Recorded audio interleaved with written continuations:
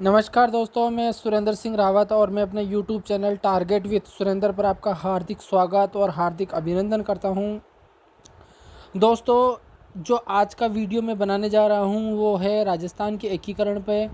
और वीडियो बनाने से पहले मैं आपको बता देना चाहता हूं, मैं एक सेकंड ग्रेड टीचर हूं और 2 बार मेरा सिलेक्शन हुआ सेकंड ग्रेड टीचर में। और आप इस वीडियो को स्किप नहीं करें, पूरा वीडियो देखिए, जब आपको एकीकरण पूरा समझ में आएगा। और एकीकरण ऐसा टॉपिक है जो सेकंड ग्रेड में विशेष तौर पे 2 क्वेश्चन पूछे जाते हैं यहाँ से। और बाकी एग्ज़ाम, एसआई का एग्ज़ाम हो, रीट का एग्ज़ाम हो या और कोई एग्ज़ाम हो, लगभग सभी एग्ज़ाम्स में ये आपके टॉपिक पूछा जाता है। राजस्थान का एकीकरण से संबंधित सारे डाउट्स आज मैं आपके क्लियर करने जा रहा हूँ। और वीडियो को बहुत ज़्यादा शेयर कीजिए और वीडियो के अंत में कमेंट ज़रूर कीजिए। कमेंट, आपको वीडियो चाहे अच्छा लगे चाहे बुरा लगे, कैसा भी लगे, आप कमेंट ज़रूर कीजिए वीडियो के ऊपर। और निश्चित रूप से अगर आप वीडियो पे स्टे रहकर अगर वीडियो को पूरा सुनेंगे तो आपको राजस्थान का एकीकरण पूरी तरह आज समझ में आ जाएगा, ये मैं गारंटी देता हूँ। लेकिन धैर्य बना के वीडियो को सुने। वीडियो को सुनने के बाद में आप वास्तव में आपको लगेगा कि आज राजस्थान का एकीकरण हमें समझ में आया है। मैं बहुत स्लो पढ़ाऊँगा और बहुत आराम से पढ़ाऊँगा, बहुत इजीली पढ़ाऊँगा और समझ के पढ़ेंगे सारी चीज़ को। देखो, सबसे पहले देखो हम बात करते हैं कहाँ से, इंग्लैंड से बात करते हैं, क्योंकि उसका संबंध राजस्थान के एकीकरण से है, इसीलिए वहाँ से अपने को बात शुरू करनी पड़ेगी। देखो, एकीकरण से पूर्व 1945 में इंग्लैंड में चर्चिल यानी कंजर्वेटिव पार्टी के स्थान पर एटली यानी लेबर पार्टी सत्ता में आई। मतलब वहाँ पर सत्ता परिवर्तन हो गया। कहाँ पर? इंग्लैंड में। वहाँ पर लेबर पार्टी जो एटली प्रधानमंत्री बना वो सत्ता में आ गई। और उसने पहले ही घोषणा करी थी कि जैसे ही मैं प्रधानमंत्री बनूंगा या हमारी पार्टी सत्ता में आएगी, हम भारत को स्वतंत्र कर देंगे। अब एटली जब प्रधानमंत्री बना तो एटली ने क्या किया, यहाँ पर जो वाइसराय एंड गवर्नर जनरल था वेवेल, उसके स्थान पर माउंटबेटन को वाइसराय एंड गवर्नर जनरल बनाकर भारत भेजा। और माउंटबेटन ने 4 जून 1947 को भारत को के स्वतंत्र करने के बाद लागू होने वाले भारतीय स्वतंत्रता अधिनियम 1947 की घोषणा की। और इस घोषणा के अनुसार स्वतंत्रता के पश्चात रियासत भारत या पाकिस्तान में से किसी में भी विलय हो सकती हैं, उसके पास में ये शक्ति हैं। यानी देखो, 4 जून 1947 को माउंटबेटन ने घोषणा की और घोषणा ये की थी कि हम भारत को आज़ाद करने वाले हैं और उसके बाद में भारतीय स्वतंत्रता अधिनियम लागू होगा। भारतीय स्वतंत्रता अधिनियम की घोषणा की। और उस भारतीय स्वतंत्रता अधिनियम में क्या लिखा हुआ था? उसमें ये लिखा हुआ था कि कोई भी रियासत भारत में जा सकती है, पाकिस्तान में जा सकती है, या अगर कोई रियासत अपने आप को स्वतंत्र रखना चाहती है तो वो स्वतंत्र भी रख सकती हैं। अब यहाँ पर प्रॉब्लम ये खड़ी हो जाती है कि अब भारत को टूटने का डर है, मतलब पूरा भारत बिखरने का डर है। क्योंकि राजा महाराजाओं का राज था, तो कोई राजा महाराजा अपने आप को स्वतंत्र रखना चाहेगा, कोई पाकिस्तान में मिलना चाहेगा, कोई भारत में मिलना चाहेगा, तो ऐसे तो पूरे देश के टुकड़े हो जाएंगे। इसीलिए भारत के टूटने का बहुत ही यहाँ पर चांस बन गए थे। लेकिन यहाँ पर चांस बने तो थे, लेकिन जो यहाँ पर उसको बचा लिया गया। कैसे बचाया? तो देखिए आगे, देश के टूटने से बचाने वे सभी रियासतों के एकीकरण के उद्देश्य से 5 जुलाई, वेरी इंपॉर्टेंट डेट है, 5 जुलाई को वल्लभ भाई पटेल की अध्यक्षता में एक रियासती विभाग का गठन किया गया। देखो, भारत को टूटने से बचाने के लिए और सभी रियासतों का भारत में एकीकरण करने के लिए 5 जुलाई 1947 को वल्लभ भाई पटेल की अध्यक्षता में एक रियासती विभाग का गठन किया गया। जो आपको याद रखना है कि रियासती विभाग किसकी अध्यक्षता में गठित किया गया, तो वल्लभ भाई पटेल की अध्यक्षता में। कब किया गया? तो 5 जुलाई 1947 को किया गया। और इसके सचिव बनाए गए वीपी मेनन। तो ये भी आपको याद रखना है, इसके सचिव कौन बनाए? वीपी मेनन। दोनों प्रश्न पूछे जाते हैं। रियासती विभाग के गठन के बाद राजनीतिक विभाग को समाप्त कर दिया, यानी राजनीतिक विभाग की जगह रियासती विभाग बनाया था। तो राजनीतिक विभाग की जगह रियासती विभाग बनाया। ये भी आपको याद रखना है। क्या क्या याद रखना है? राजनीतिक विभाग की जगह रियासती विभाग बनाया, जिसका अध्यक्ष सरदार वल्लभ भाई पटेल था, जिसका सचिव वीपी मेनन था। और कब बनाया? तो 5 जुलाई 1947 को। किस लिए बनाएगा? देश का एकीकरण करने के लिए, देश को टूटने से बचाने के लिए। अब हमारे पास में देखो आंतरिक समस्याएं, एकीकरण की आंतरिक समस्याएं क्या क्या थी। तो देखो समस्याओं पर हम चर्चा करते हैं। एकीकरण के दौरान जोधपुर रियासत अजीमुल्ला खान व मोहम्मद अली जिन्ना से मिलकर पाकिस्तान में मिलना चाहती थी। ये सबसे बड़ी प्रॉब्लम थी। कई बार एग्जाम में पूछा जाता है कि कौन सी रियासत पाकिस्तान में मिलने की इच्छुक थी। तो जोधपुर रियासत अजीमुल्ला खान और मोहम्मद अली जिन्ना से मिलकर ये पाकिस्तान में मिलना चाहते थे, लेकिन लॉर्ड माउंटबेटन के प्रयास से जोधपुर के शासक ने 10 अगस्त 1947 को भारत में विलय के लिए हस्ताक्षर किए। वेरी इंपॉर्टेंट, किस रियासत को लॉर्ड माउंटबेटन के प्रयासों से भारत में मिलाया गया? तो जोधपुर रियासत को। कब मिलाया गया? तो 10 अगस्त 1947 को। धौलपुर रियासत भी पाकिस्तान में मिलने के इच्छुक थी, ये भी पूछा जा सकता है। और कौन सी रियासत पाकिस्तान में मिलने की इच्छुक थी? लेकिन जब जोधपुर रियासत इतनी बड़ी रियासत का विलय के लिए हस्ताक्षर करने के बाद में धौलपुर ने ये सोचा कि यार इतनी बड़ी रियासत जब भारत में मिल गई तो मैं तो बहुत छोटी रियासत हूँ, इसलिए उसने भी ये विचार त्याग दिया और वो धौलपुर भी भारत में मिलने के लिए राजी हो गई। तो दोनों समस्याओं का सॉल्व हुआ। जोधपुर रियासत और धौलपुर रियासत दोनों ही पाकिस्तान में मिलना चाहती थी, लेकिन दोनों ही भारत में मिल गई। अब है उदयपुर के महाराणा भूपाल सिंह, इनकी समस्या। ये अपने पास में सेकंड समस्या है। देखो सेकंड से पहली समस्या जोधपुर और धौलपुर की थी, दूसरी समस्या महाराणा भूपाल सिंह की है। ये क्या चाहते हैं? उदयपुर के महाराणा भूपाल सिंह विभिन्न रियासतों को मिलाकर एक राजस्थान यूनियन बनाने का प्रयास किया। तो ये प्रश्न पूछा जाता है कि राजस्थान यूनियन बनाने का प्रयास किसने किया? तो महाराणा भूपाल सिंह ने, लेकिन ये सफल नहीं हुए। इन्होंने 25 और 26 जून 1946 को, 25 और 26 जून 1946 मतलब आज़ादी से पहले ही इनको पता पड़ गया था कि भारत में आगे एकीकरण वाली प्रक्रिया होने वाली है।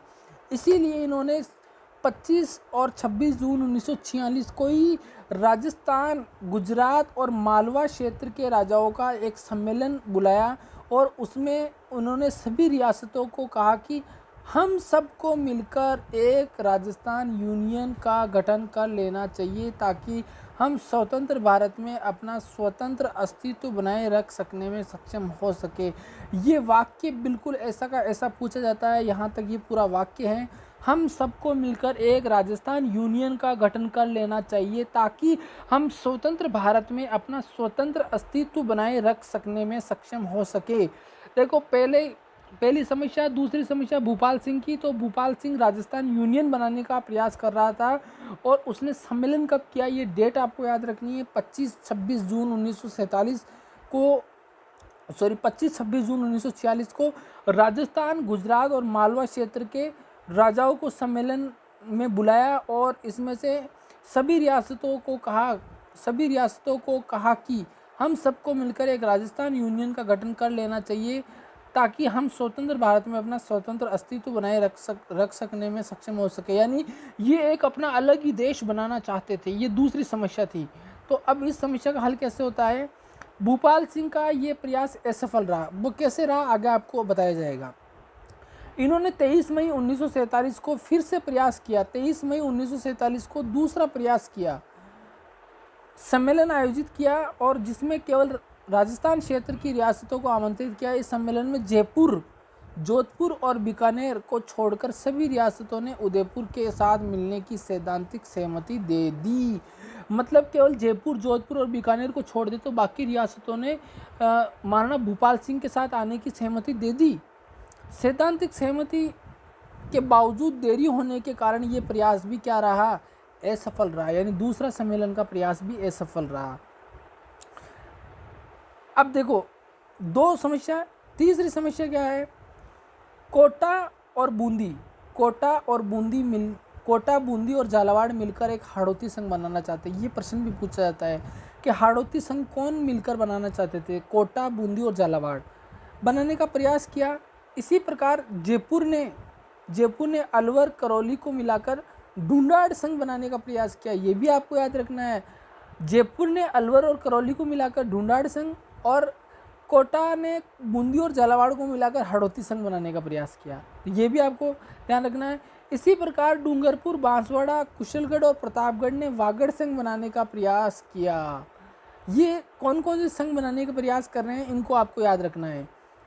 धौलपुर, जोधपुर और जैसलमेर ने स्वतंत्र रहने का प्रयास किया। जोधपुर, जैसलमेर ने स्वतंत्र रहने का प्रयास किया। देखो नई नई समस्याएं आ रही हैं। तो देखो इन्होंने संघ बनाने का प्रयास किया। धौलपुर, जोधपुर, जैसलमेर ने स्वतंत्र रहने का प्रयास किया। ये सारी समस्याएं थी हमारे पास में, आंतरिक समस्याएं।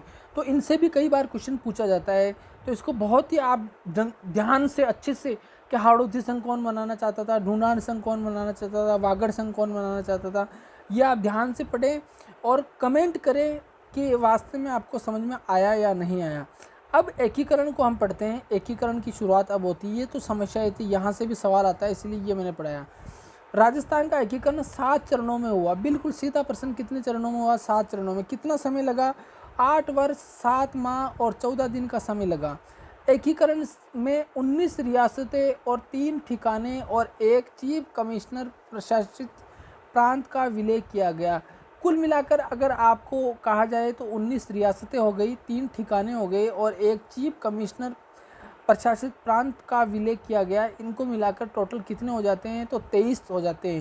यानी कुल मिलाकर 23 की संख्या हो जाती है। अगर आपसे ये पूछे कि एकीकरण में कुल कितनी रियासतों, ठिकानों और चीफ कमिश्नरों को विलय किया गया, तो आपको उत्तर देना है 23। 19 रियासतों में से 16 राजपूत रियासतें थी। ये भी प्रश्न पूछा गया है कि 19 रियासतों में से कितनी रियासतें राजपूत रियासतें थी? तो 16 रियासतें। भरतपुर और धौलपुर जाट रियासतें थी। 2 रियासत जाट थी और टोंक एक मुस्लिम रियासत थी। ये भी प्रश्न पूछा गया था कि कितनी रियासतें मुस्लिम रियासतें थी? तो 1। कितनी जाट थी? तो 2। और कितनी राजपूत थी? तो 16। एकीकरण के दौरान 19 जुलाई 1948 को लावा ठिकाने को जयपुर रियासत से ने अधिग्रहित कर लिया। 19 जुलाई 1948 कोई डेट वेरी इंपॉर्टेंट है, क्योंकि लावा एक ठिकाना है और इसका जयपुर रियासत ने अधिग्रहण कर लिया, मतलब अपने में सम्मिलित कर लिया। 19 जुलाई 1948 की डेट आपको याद रखनी है, लावा ठिकाने को अधिग्रहित किया था। अब देखो कौन कौन सी रियासतें थी, तो ये तो आपको याद रखना ही है। 19 रियासतों के नाम, 19 रियासतों के नाम देखो कौन कौन सी है। अलवर है, भरतपुर है, करौली है, धौलपुर है, कोटा है, बूंदी है, झालावाड़ है, बांसवाड़ा है, डूंगरपुर है, प्रतापगढ़ है, टोंक है, किशनगढ़ है, शाहपुरा है, उदयपुर है, जयपुर है, जोधपुर है, बीकानेर है, जैसलमेर है, सिरोही है। ये सारी रियासतें कुल मिलाकर कितनी हो जाती है? 19 रियासतें हो जाती है। उसके बाद में देखिए नेक्स्ट, उसके बाद में देखिए चीफ कमिश्नर, चीफ यानी ठिकाने। ठिकाने कितने थे? 3। कुशलगढ़, नीमराना और लावा। लावा को 19 जुलाई 1948 को जयपुर ने अधिग्रहित कर लिया। इसका मतलब है जब जयपुर का विलय होगा उसी समय लावा का विलय मान लिया जाएगा।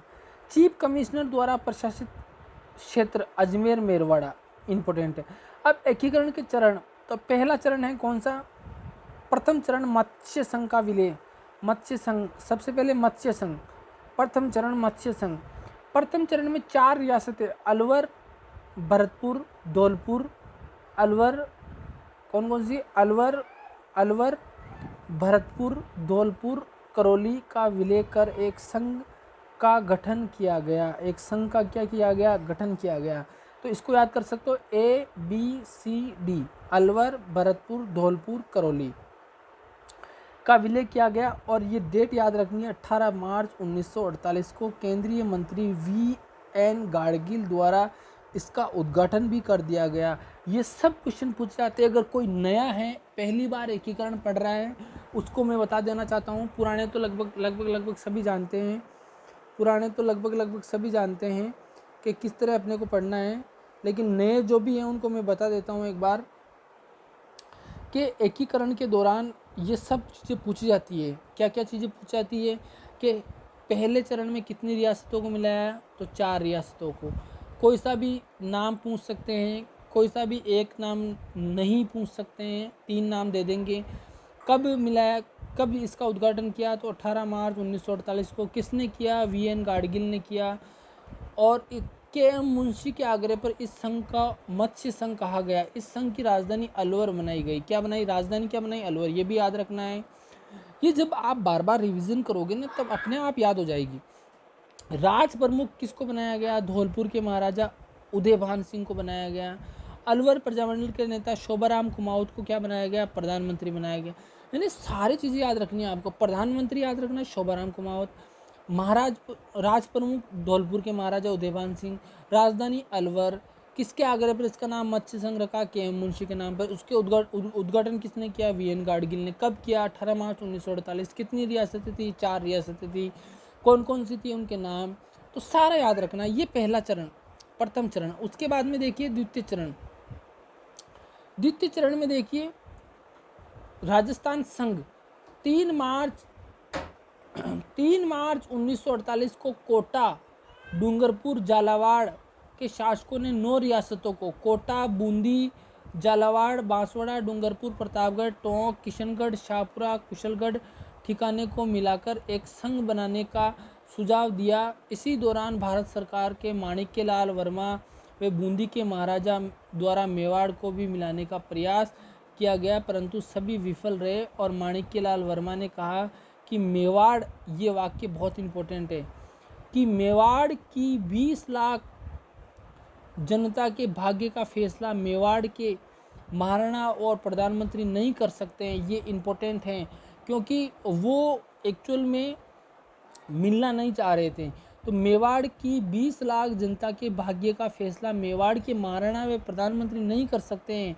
ये वाक्य माणिक्यलाल वर्मा का है, इम्पोर्टेंट है। मेवाड़ द्वारा इसमें मिलने से मना किए जाने के बाद 25 मार्च 1948 को केंद्रीय मंत्री वी एन गाडगिल द्वारा राजस्थान या पूर्व राजस्थान संघ का उद्घाटन किया गया और कोटा को राजधानी रखा गया और कोटा के महाराव को भीम सिंह को इसका राज प्रमुख बनाया गया। बूंदी के महाराजा बहादुर सिंह को वरिष्ठ उपराज प्रमुख और डूंगरपुर के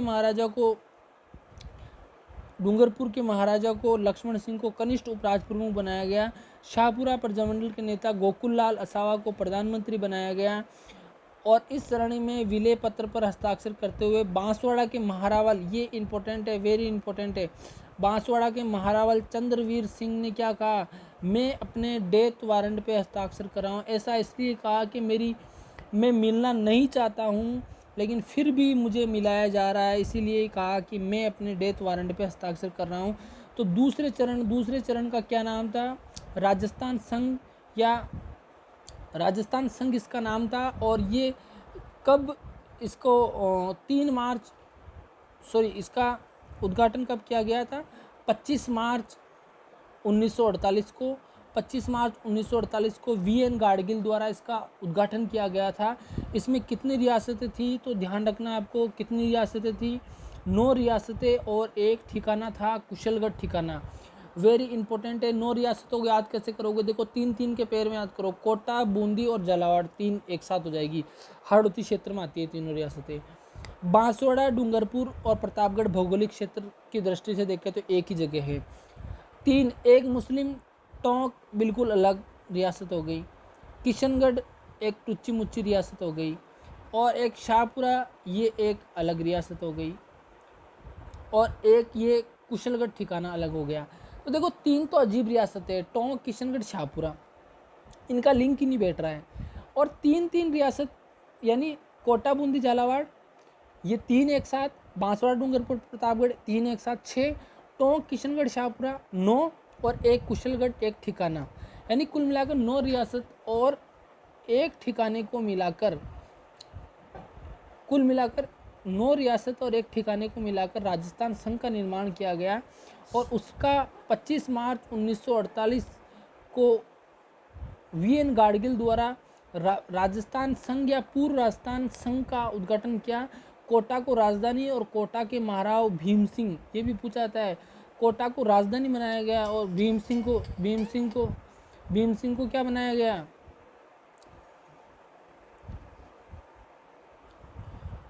तो ये सब प्रश्न पूछे जाते हैं, आपको ध्यान रखना है। सब प्रश्न पूछे जाते हैं कि किसको राजधानी बनाया, किसको राज प्रमुख बनाया, तो भीम सिंह को। बूंदी के महाराजा को बहादुर सिंह को वरिष्ठ उपराज प्रमुख बनाया। डूंगरपुर के महाराजा लक्ष्मण सिंह को कनिष्ठ उपराज प्रमुख बनाया। शाहपुरा के प्रजामंडल के नेता गोकुललाल असावा को प्रधानमंत्री नियुक्त किया। इस चरण में विलय पत्र पर हस्ताक्षर करते हुए किसने कहा? बांसवाड़ा के महारावल चंद्रवीर सिंह ने कहा कि मैं अपने डेथ वारंट पर मृत्यु दस्तावेज पर हस्ताक्षर कर रहा हूँ। ये भी प्रश्न पूछा जाता है। तीसरा चरण संयुक्त राजस्थान। देखो संयुक्त राजस्थान बहुत इंपॉर्टेंट है। इसमें केवल एक रियासत आएगी, वो आएगी उदयपुर। देखो पहले 4 रियासतें कंप्लीट हो चुकी है, अलवर, भरतपुर, धौलपुर, करौली, 4 हो गई 19 रियासतों में से।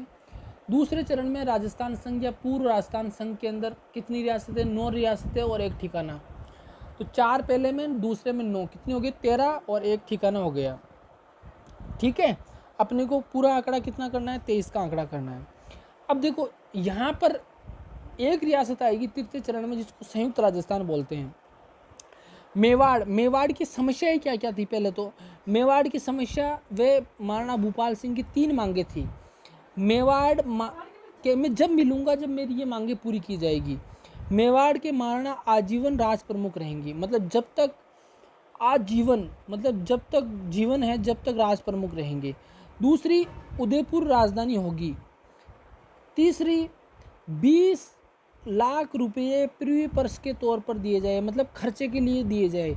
मेवाड़ की ओर से 28 मार्च 1948 को औपचारिक स्वीकृति मिलने के बाद में 11 अप्रैल को राजस्थान संघ 9 रियासतें और एक ठिकाने में उदयपुर का विलय कर लिया गया। और 18 अप्रैल 1948 को, वेरी इंपॉर्टेंट है यहाँ पर, जवाहरलाल नेहरू, पहले दोनों में वीएन गाडगिल आते हैं, यहाँ उद्घाटन करने के लिए 18 अप्रैल 1948 को जवाहरलाल नेहरू द्वारा इसका उद्घाटन किया गया। उदयपुर को राजधानी और भूपाल सिंह को राज प्रमुख बनाया गया। उदयपुर को राजधानी बनाया गया। और अब 9 रियासतों में एक उदयपुर मिल गई, तो 10 रियासतें और एक ठिकाना हो गया। कौन सा? कुशलगढ़ ठिकाना और 10 रियासतें। कोटा महाराव भीम सिंह को वरिष्ठ उपराज प्रमुख और बूंदी और डूंगरपुर के महाराजाओं को कनिष्ठ उपराज प्रमुख बनाया गया। मेवाड़ प्रजामंडल के नेता माणिक्यलाल वर्मा को प्रधानमंत्री नियुक्त किया गया और गोकुललाल असावा को उप प्रधानमंत्री बनाया गया। वेरी इंपॉर्टेंट है, बहुत अच्छे से आप वीडियो को रिपीट करके देखें, याद हो जाएगा आपको। उसके बाद में चतुर्थ चरण वृहत राजस्थान राम मनोहर लोहिया की अध्यक्षता में समाजवादी दल द्वारा राजस्थान आंदोलन समिति का गठन कर वृहत राजस्थान का निर्माण की योजना बनाई गई। चतुर्थ चरण का क्या नाम है? वृहत राजस्थान। ये चरणों के नाम भी पूछ लेते, कभी कभी आपको ध्यान रखना है। वृहत राजस्थान की जो विलय हैं या वृहत राजस्थान का जो निर्माण है, 20 जनवरी 1948 को अखिल भारतीय देशी राज्य प्रजा परिषद द्वारा प्रस्ताव पारित किया गया कि एकीकरण का दबाव बनाया गया। इसी चरण में संयुक्त राजस्थान यानी संयुक्त राजस्थान में क्या क्या थी? 10 रियासतें थी, मैंने बताई, कोटा, बूंदी, झालावाड़, डूंगरपुर, बांसवाड़ा, प्रतापगढ़, एक किशनगढ़, एक शाहपुरा, एक टोंक, 3 अजीब रियासतें थी और एक एक कुशलगढ़ एक ठिकाना था। 9 और एक उदयपुर मिल गई, तो 10 रियासत हो गई। 10 रियासतों में 4 रियासतों का और विलय किया गया। जयपुर, जोधपुर, बीकानेर, जैसलमेर का विलय किया गया और 30 मार्च 1949 को सरदार वल्लभ भाई पटेल द्वारा उद्घाटन किया गया। जयपुर को राजधानी बनाई गई और सवाई मान सिंह को राज प्रमुख बनाया गया। उदयपुर के महाराणा भूपाल सिंह को महाराज प्रमुख नियुक्त किया गया। वेरी इंपॉर्टेंट है, उदयपुर के महाराणा भूपाल सिंह को महाराज प्रमुख, जबकि मान सिंह को राज प्रमुख बनाया गया। हीरालाल शास्त्री को प्रधानमंत्री बनाया गया और माणिक्यलाल वर्मा को इनके मंत्रिमंडल में शामिल कर लिया गया। चूँकि 30 मार्च को लगभग पूर्ण राजस्थान तैयार हो गया था, इसलिए इस तिथि को राजस्थान दिवस के रूप में मनाया जाता है। इस चरण में जयपुर के विलय के साथ ही लावा का भी विलय हो गया। मैंने पहले ही बता दिया। तो 30 मार्च को क्या मनाया जाता है? राजस्थान दिवस मनाया जाता है। ये 4 चरण हो गए। 5वां, 6ठा और 7वां चरण हम सेकंड वीडियो में पढ़ेंगे। निश्चित रूप से आपके सामने लेके आऊँगा मैं सेकंड वीडियो। कमेंट जरूर करें, वीडियो जरूर पसंद आया होगा और बार बार रिवीजन करें। एकीकरण इससे बाहर अगर क्वेश्चन चला जाए आपके एग्ज़ाम में तो मुझे आके बता देना, लेकिन जितना पढ़ाया उतना याद होना चाहिए। सेकंड वीडियो में लाऊंगा जल्दी, next video. Thank you very much.